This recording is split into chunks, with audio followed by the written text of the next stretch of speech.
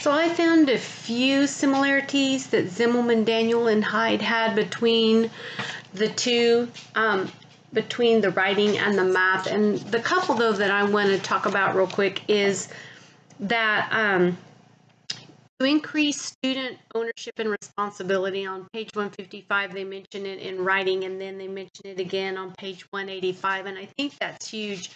In math, you hear so much these days about it doesn't matter what the answer is if it's correct, how you came about that.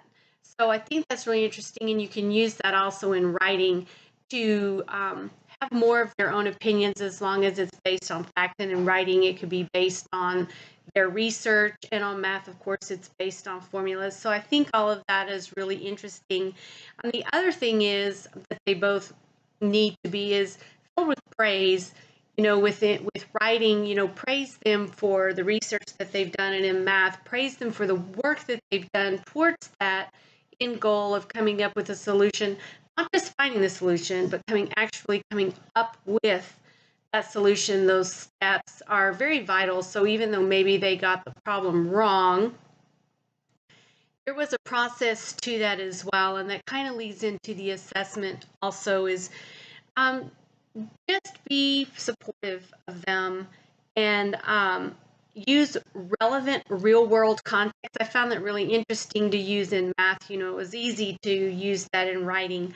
They mention it as well for math, and I found it quite interesting that, bring in data, let them come up with different things that pertain to them in the field of utilizing data, and how they put it all together.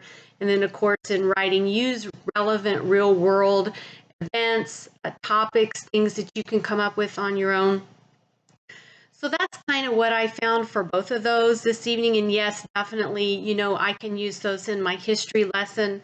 I try to have a very, very supportive environment in my history class, and I welcome outside opinions. We always talk about outside the box, and I think that goes cross-curriculum. I think you can use that, and the more that you encourage your students to participate in any subject, and mainly let them know and not be afraid to open their mouths and speak, that it doesn't necessarily have to be the end result. It's the journey as well. It's what they're going through while they're getting that end result that is important. And if you support them in that, then you'll have a very positive, safe learning environment for your students, and they'll just naturally be more receptive and learn better. Have a great day. Thanks.